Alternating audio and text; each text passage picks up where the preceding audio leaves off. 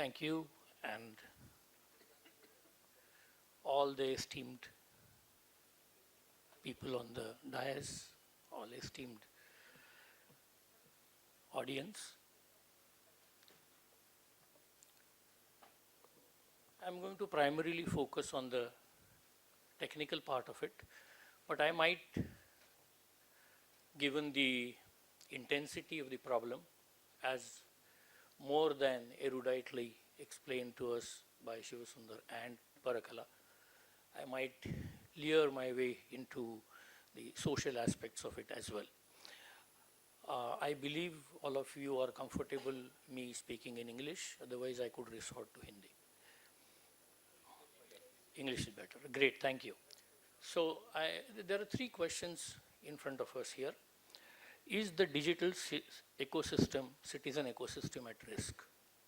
And the answer is resounding yes.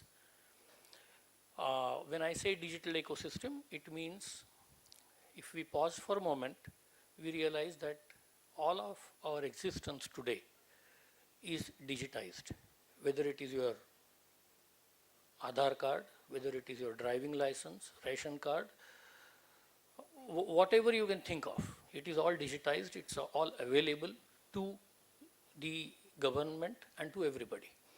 Of course, Google, we know, Google and the likes of it, they also continue to collect all our data. So we are digital, we always have a digital avatar that exists. Is this better? Okay. So is the digital ecosystem, citizen ecosystem at risk? Yes. How does it affect our electoral democracy? Our democracy is destroyed. Please do not be under any wrong impressions. Our democracy has been destroyed. And what do we need to do about it?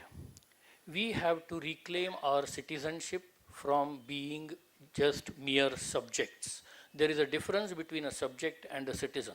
A citizen has fundamental right to ask questions, demand explanations, and if they are not satisfactory, agitate.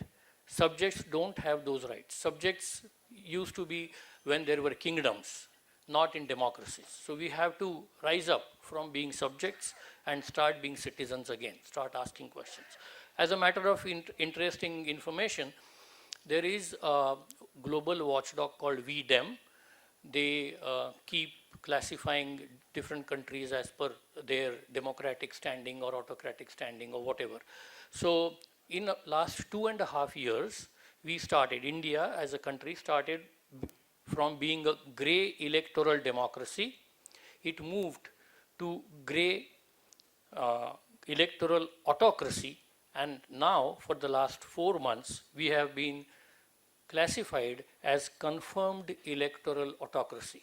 It is the same type of system that Russia is classified into. Remember this.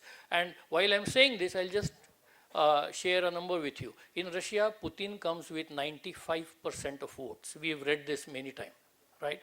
Whenever there is election. In India, in the last 2 elections, in Maharashtra and Bihar, BJP's strike rate has been 90. Do you see the similarity? That's where we are. Okay, so I would like to cover, Malika, could we go to the next please? I would like to overall cover these 4 points, why and how our democracy was destroyed, how under-designed systems and illicit data help that destruction, and some key redressals that we can have, and the responsibilities of digital governance and citizenry. Can we move to the next, please? Let us appreciate where all and how our citizenship is stolen.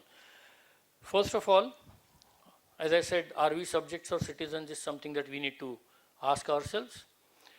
And if we move to the next, please. The entire electronic election cycle is compromised with compromised data.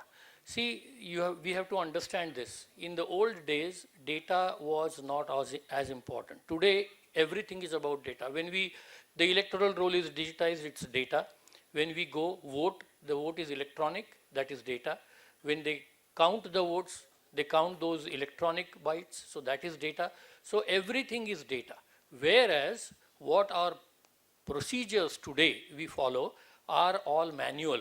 So for example, and I'll give you a simple example. In your house, most of us use Wi-Fi routers, right?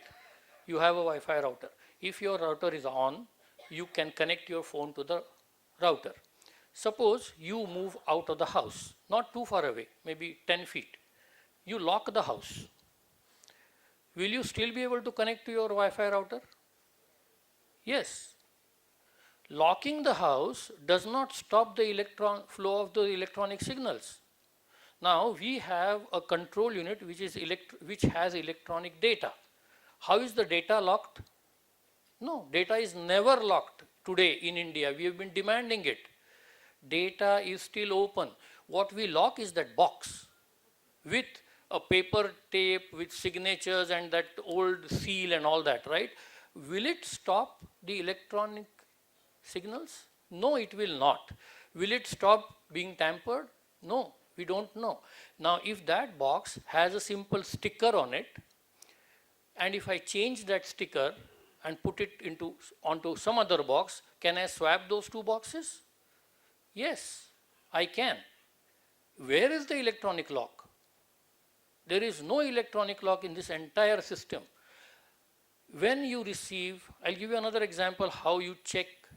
We do it every day. When you receive your bank's statement, account statement, you see the opening balance, you see the credits, you see the debits, you do the plus and minus, you see the closing balance, right? If the closing balance matches what is shown, you know that the transactions are in order. Is there a closing balance to the electronic voting machine on the day when the polling ends? No. It is supposed to have it, it is required to have it. Is it shared? They tell us how many votes are cast or how many pollers came out. There is something called as a checksum, which is effectively, and I'm going to show you a small demonstration here to understand how it works. But fundamentally, checksum will tell you whether any change happened in the data that you have in that bucket. So, can we move to the next? Yeah, that's fine. So, as I was saying, this is all about data that we have, and we have two types of data, enabling data and impacting data. What is the enabling data? We have electoral roll, which enables the elections, and we have the voting data, which impacts the results, which gives us the results. Now, in the electoral roll, we can have a duplicate voter, we can have fake invalid addresses and photographs and what have you. We have an emerging new trend. Be mindful about this. We are seeing nomadic voters now. News Laundry has made an episode on this. You can please watch it on YouTube. There are people who move from one state to another within a span of 6 months. Vote in Delhi, vote in Maharashtra, vote in Bihar. Same person. How can you do that? You can't. So I prefer to call them nomadic voters. This is possible because of digital electoral roll. And it is also possible because none of us have the full access to all India electoral roll. Can we search the electoral roll? No, we used to be able to, now we can't. So we have to demand that. And then we, of course, can add and delete people with Form 6 and 7. In terms of the impacting data, the voting data, what do we have? During polling, in transit, and during counting. So during polling, what I call is data hijack, and I'll show you again a simple animation about that later.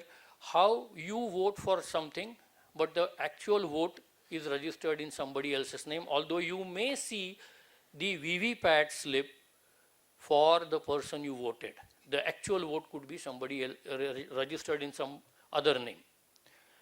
In transit, as I said, control units can be swapped because there is no pairing. Again, I'll give you an example of pairing. We use it every day. You have a phone, you have a Bluetooth speaker in your house. You pair the Bluetooth speaker with your phone and you play the song. You listen to it, right? You do it very often. Now, if you are listening to this song and I walk into your house and I try to pair my phone with your speaker, will it pair? No, it won't. So we use pairing every day. It's that ubiquitous, it's that easily available. Why is the control unit and VVPAT not paired so that it can be verified during counting, they can be made to talk again and make sure that the same control unit is being used for counting? Why not? It's not done. We don't have pairing. We've been asking for it. There is no GPS tracking of the control units. Where they go, did they take any different route? So if it was 24/7 tracked, then if a particular control unit was swapped, it will lose its signal, right? When it is swapped, the new one comes, it will not be able to come the same way. You can notice and find it out. During counting, and again I'm going to show you that simple animation. There are 2 copies of the vote in a control unit, and I'll show you how it works. It can work. You may be, when they announce the results, they can total 1 copy, and when they verify, when you ask for verification, they will total another copy. If I keep 2 copies, when you ask me what is the value of this, I say 3. Okay, fair enough. Now that may be the true value when you ask me. But if you don't ask me, this is a value of 5 and I'm going to count it as 5. You don't know that there are 2 copies.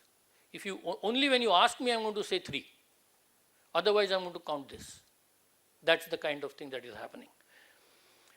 Right. So overall, these are the 3 things. We have an electoral roll where legitimate names are cut off, as Parakala just now said, and even Shiva Sundar referred to it earlier. Legitimate names who are not like them are cut off, and illegitimate names are added. And that's why, as Kapil Sibal said, 3 and 4 and 5 and 6 trains run from Haryana to Bihar during the elections. During the voting, you have, as you can see, you must have seen that animation, quick animation of apple and banana. You punch banana, you save apple, or you say punch apple and you see banana. And after the polling, during counting, as I said, if you ask me, I'll show you 3. Otherwise, I'm going to count 5. That is what can happen. If we can go to the next, yeah. So in data science, there's a term called data integrity, which basically means wherever data goes from one place to another, you make sure that the same data which was sent was received and it was saved the same way. That is what, in simple terms, data integrity means. In our election system, we have 3 units: control unit, ballot unit, and VVPAT. When we press on one button in ballot unit, the signal goes to control unit. So that is one flow of data. Control unit to VVPAT is another flow, and VVPAT back to control unit is a third flow. What they should have done is take checksums of all this and make sure that they can demonstrate the data is unchanged. Nothing has been done. That is what I say is under designing the system. You don't design the system correctly. So can we move? I'm going to show you a quick, that's right, thank you. Quick animation of this. This is a sample of the data that you may have. This is checksum. The yellow highlighted number is the checksum, which will change if I change any of the first 2 columns, either by their position or by their value. Now, what I am going to do is, the second column is the value, the vote that the person cast. First is the number in which the person came in, first person, second person, third person, like that. This middle two columns are some mathematical formulae. They have come from some mathematical formulae. Forget about those formulae completely. Now let us see, if I go to seventh value and change that 7 to 8, as you will see, mark the third figure where the mouse is, you will see a change with respect to that. Now let us change that 7 to 8.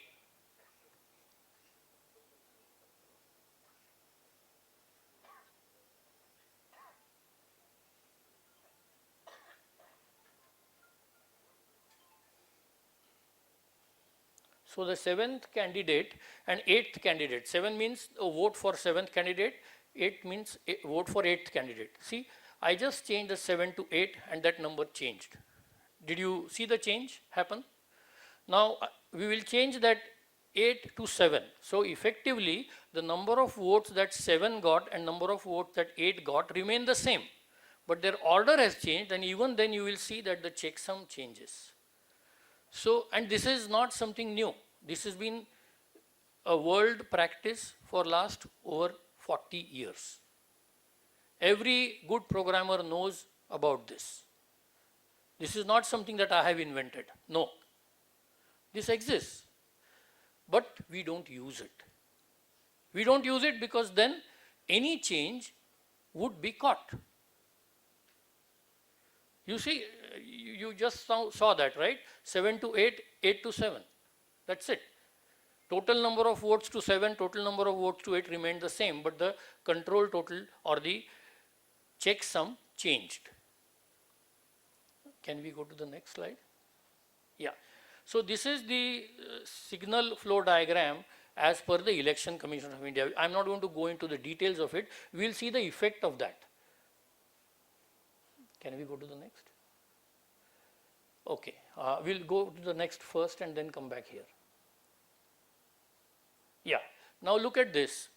This is how the process happens. The voter comes in, presses Apple, it goes to control unit.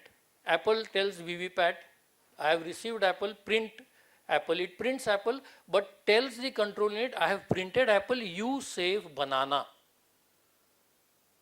You don't know this. You do not know about this dialogue at all.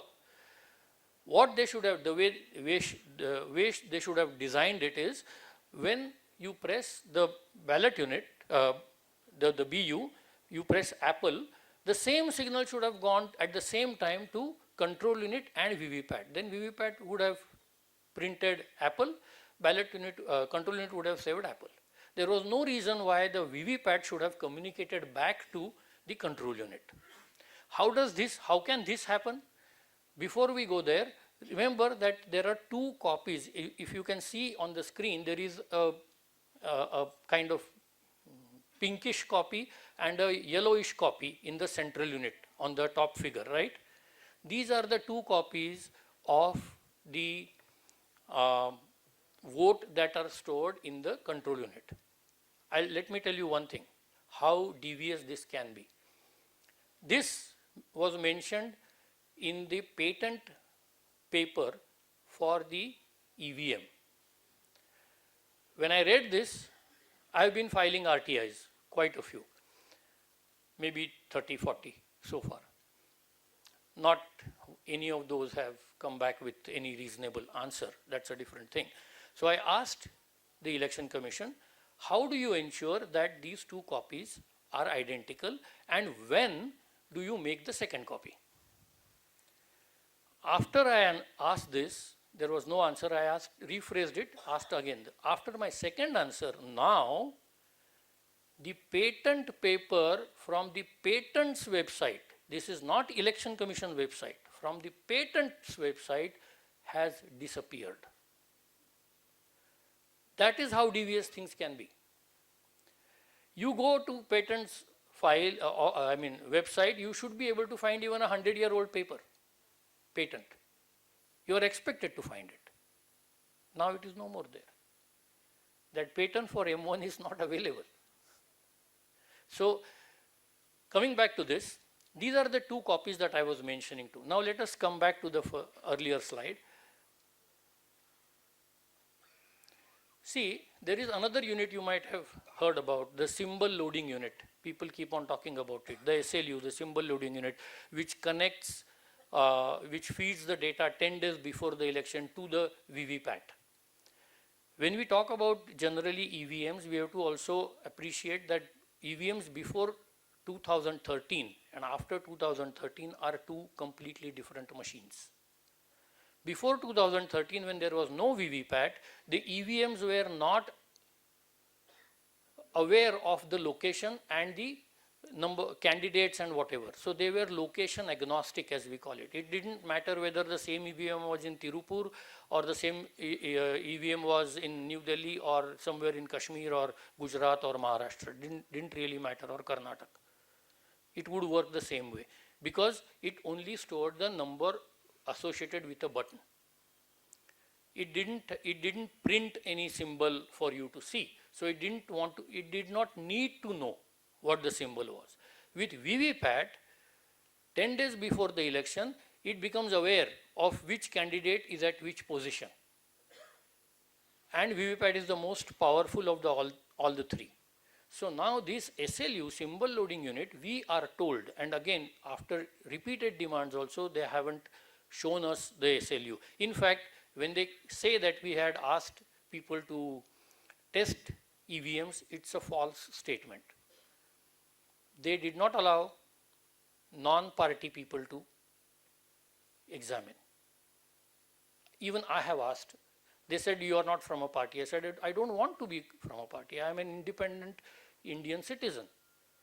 And I would do it, whatever I want to do, I will do in front of your eyes. But no. And you, even for the party people, EVMs could not be touched. You could only see them. How do you test something? If you go to buy a car, do you test the car by seeing it or by driving it? Right? Test drive. So why EVMs are not allowed to be tested? No, they have never been allowed to be tested. So that statement is again a false statement. Coming back to SLU, we are told that normally only these first two figures is what is fed. But there is a good chance that the files like date, time, number and N could be there on the SLU, which we don't know. And I'll tell you the importance of this file and these files and the risk, the tremendous risk that it has. In fact, I do believe that a lot of it is actually what we are seeing. So if these files exist, then the program is written already. You don't, again, be aware, you don't have to modify the program. People say, how can a program be modified? Even Election Commission says, no, it is once read. Yes.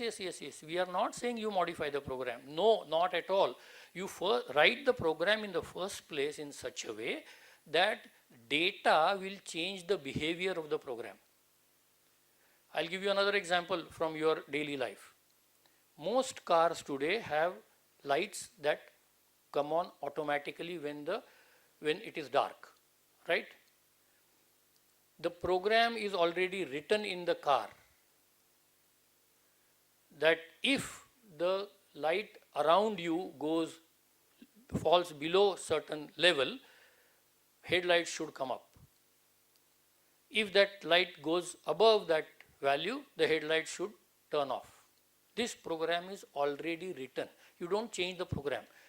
The data, that is the light around you, is what drives the behavior of the program. You get my point?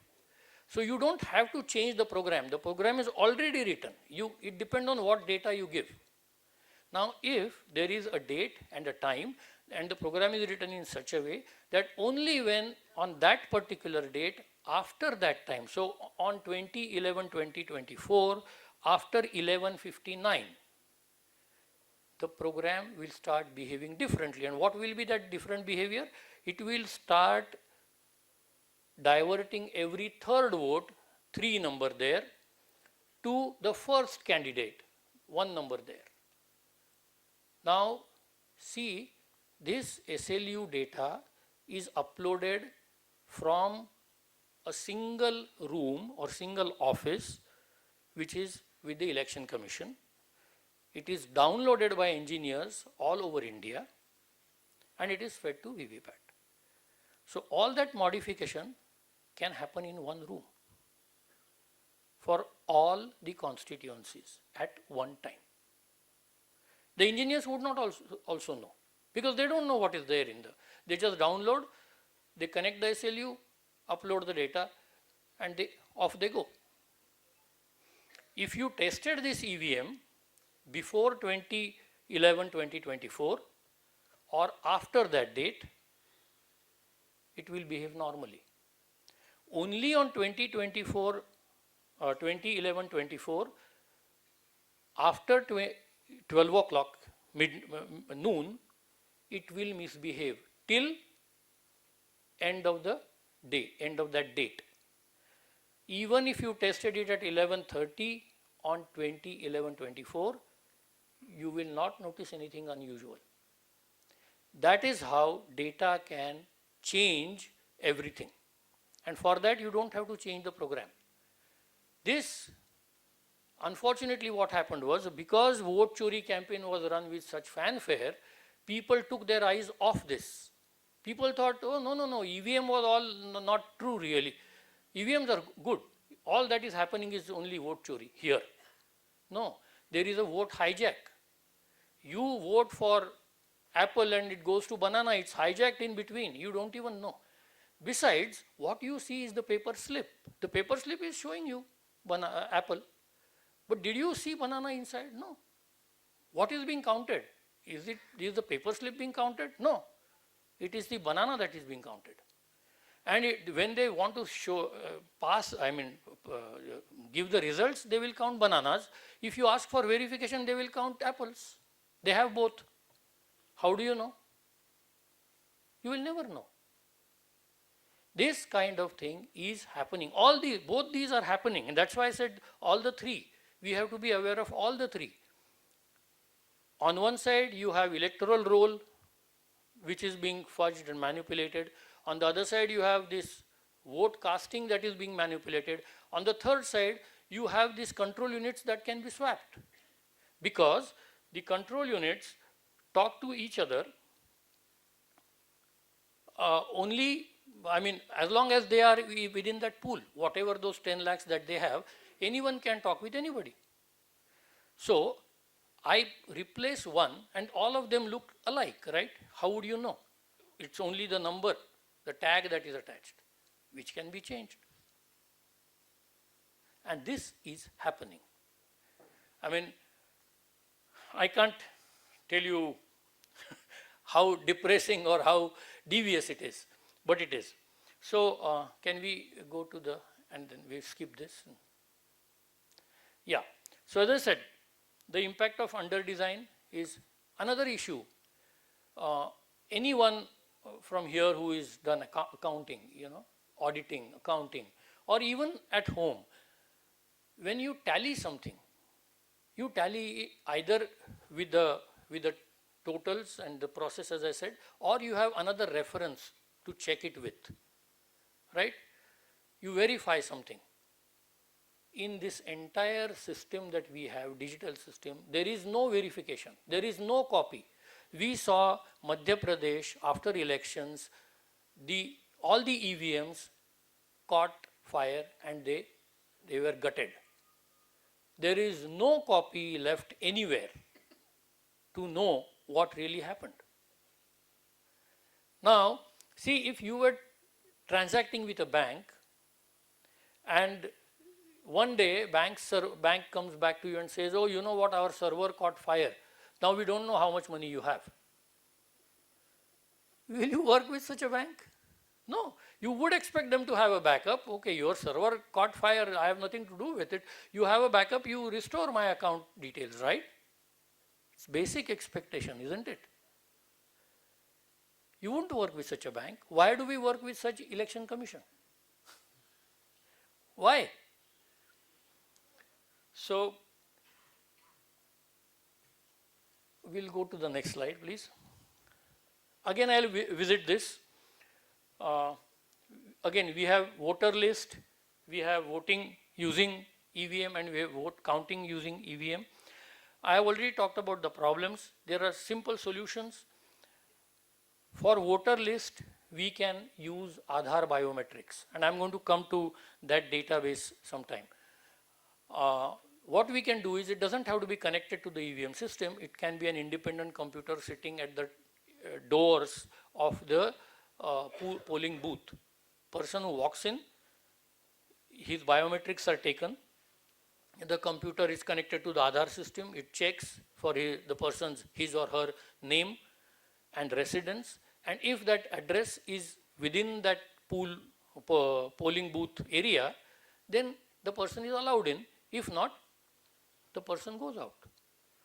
This way, it's a very simple way of eliminating fake voters. I do not know why it is not done. Government already has approved iris, even iris recognition systems. You can find those on Aadhaar website. You can even buy one for as little as 5,900 rupees. You can see it for yourself, but these are not implemented by government itself. As far as the voting using EVM is concerned, we have to, as I said, I showed you the progressive checksum in the demo. That has to be implemented, and instead of form 17C, which is outdated, give that final checksum to every representative of the candidates, so that they carry that slip or that printout. On the counting day, before the counting begins, the checksum is again calculated, printed or shown on the screen, and everybody tallies it. So there is no doubt. There is no question of any data fudging. And again, counting using EVM, you show the checksum and also pair the VVPAT and control unit if you want. Can we move to the next, please? Now, these are the three data stores that I talked about: the census data, electoral data, and Aadhaar data. There are, of course, as I said, all the other databases like the ration card and your driving license and all, but these three are important. Imagine, we believe that all these three databases don't talk to each other. They maintain a sanctity. But if from the census data, two things, caste and religion, are taken out and put into the electoral roll database.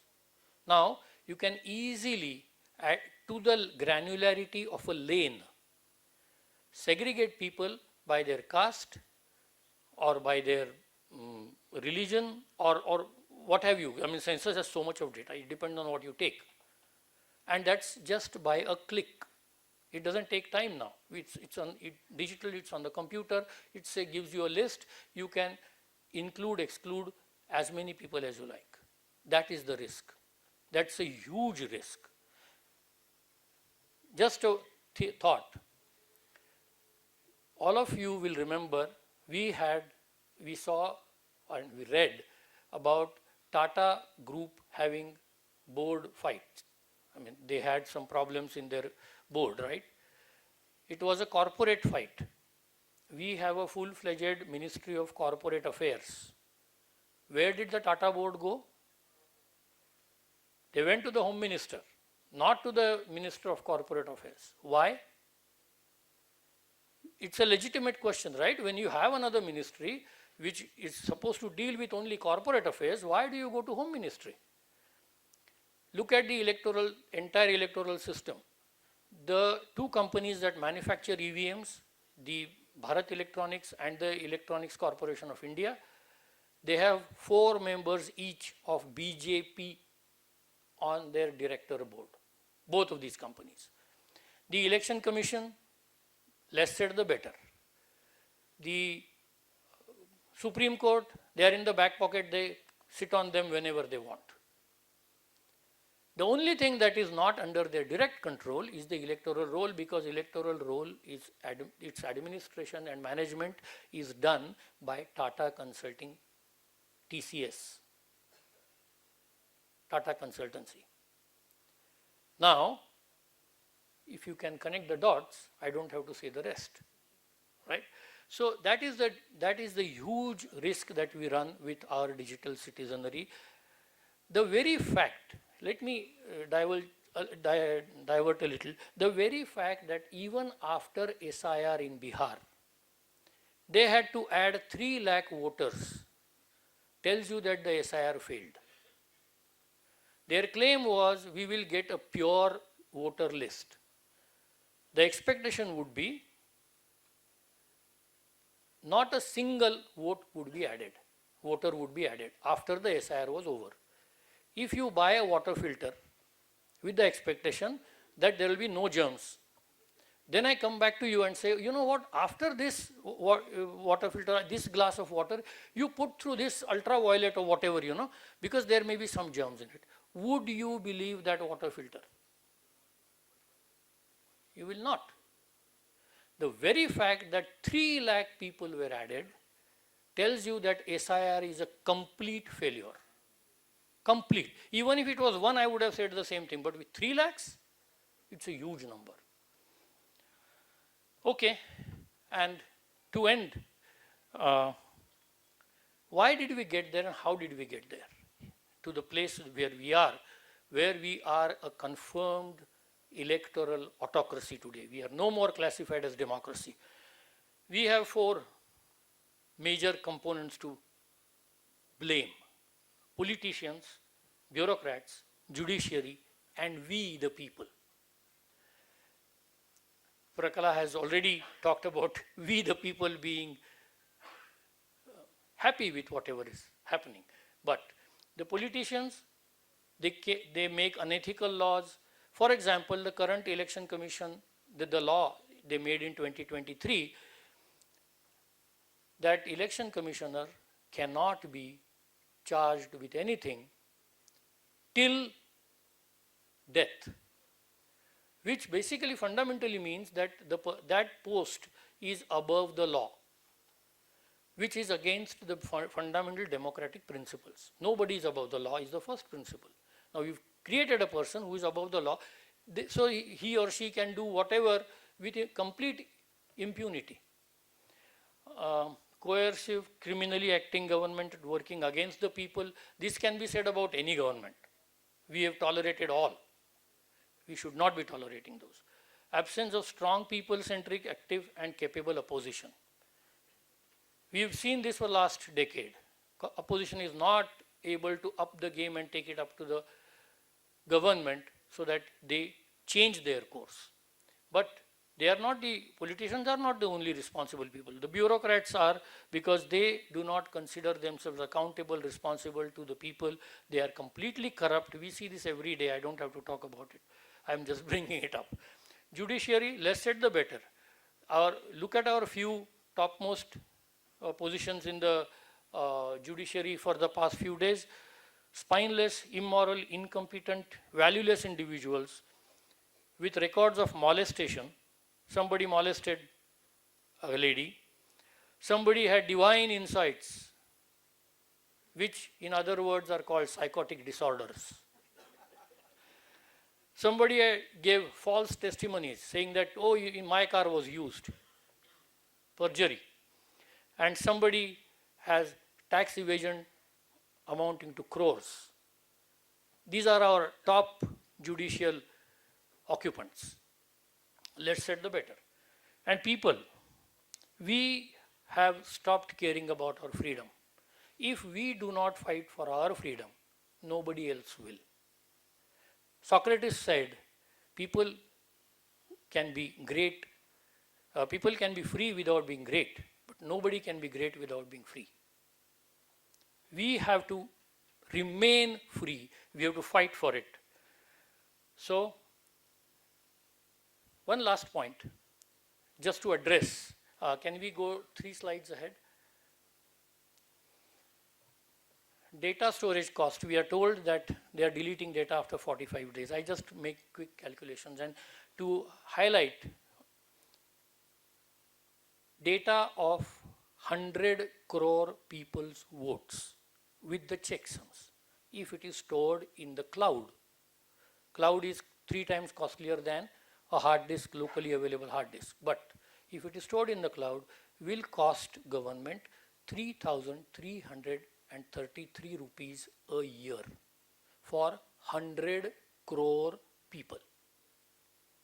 Data of all their votes for 1 year.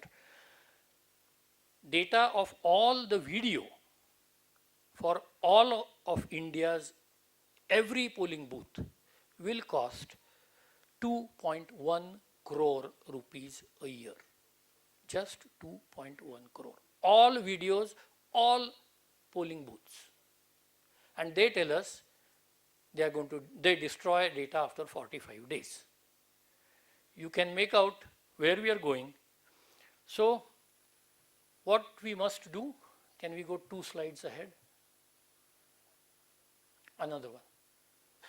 We have to say no to SIR until our demand and need for completely transparent process is fully met. There are no in-betweens, no via media. Completely transparent and responsible process, which means any Indian should be able to search the entire Indian electoral roll. And I'll tell you the reason of it. The law says that if somebody has a duplicate epic card, that somebody is criminal. He can be, charged with criminal intent. How is that somebody criminal? If that somebody doesn't have the agency, doesn't have the machinery to print the voter card is that responsibility and authority lies only with the Election Commission, and the Election Commission is not responsible, but the individual citizen is responsible. And I can't even find out whether my name appears somewhere else, maybe in Bihar or maybe in Delhi or Gujarat, or because you don't give me searchable electoral roll, right? So we start from there, and we demand that SIR will be allowed only after fully transparent protocols are implemented with enough time. Till then, we have to say no to SIR, and let us resolve that we will get on the street, each one of us, and each one of us present here will convince at least 3 people to say no to SIR. At least 3, if not more. Thank you.